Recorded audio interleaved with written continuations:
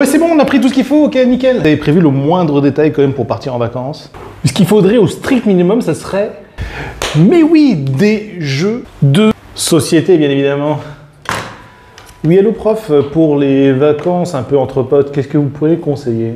D'excellents jeux pour les vacances, bien évidemment que j'ai ça. Et j'ai d'ailleurs plusieurs idées assez simples. Tout d'abord, on a le Pérulo, un bon jeu classique avec des tonnes de dés. Qu'est-ce que c'est? En fait, l'idée, c'est qu'on a chacun des dés, on va les mettre dans son gobelet, on va retourner, et en fait, on va faire une estimation. C'est un jeu qui est tiré des Pirates des Caraïbes. Vous allez dire, par exemple, je pense qu'il y a 5 dés qui font 5 autour de la table. Il y en a qui va surenchérir, et le but du jeu, c'est de trouver le bluffeur et d'éliminer les joueurs au fur et à mesure. Donc ça, c'est un petit jeu qui se joue bien, qui s'emporte assez facilement. En plus, il y a une version 6 joueurs, et là, ils ont refait une version 10 joueurs. Donc autant dire qu'il y a vraiment possibilité de faire ça à plusieurs sans problème, d'avoir plusieurs configurations de jeu. C'est le jeu le plus classique, je trouve, qui est vraiment idéal quand on fait des sorties entre amis. Et on peut enchaîner aussi avec Marvel, le Love Letter version Marvel, le gant d'infinité. En fait, le but du jeu, ça va être de réunir les 6 pierres d'infinité pour le joueur Thanos, et les autres joueurs vont jouer donc les autres personnages. Donc c'est un jeu coopératif contre un autre joueur, donc c'est un jeu asymétrique coopératif, on va dire.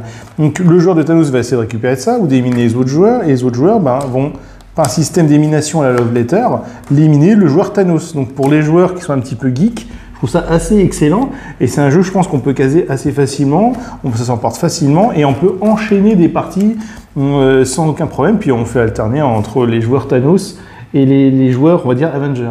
Donc c'est un jeu vraiment trop cool pour les vacances.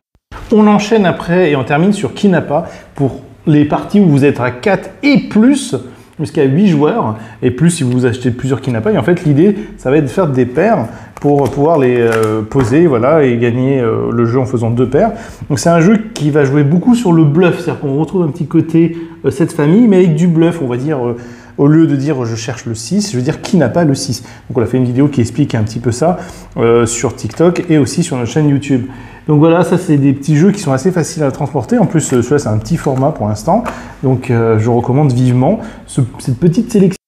Je trouve que j'ai une sélection qui est excellente pour partir en vacances entre potes, parce qu'on a du bluff, on a la trahison, on a un côté assez simple à prendre en main, on retrouve le côté un peu traditionnel, parce que des fois on a des potes autour de nous qui jouent pas du tout. Et ben voilà, là, on peut les rentrer très facilement autour de la table, sans aucun problème.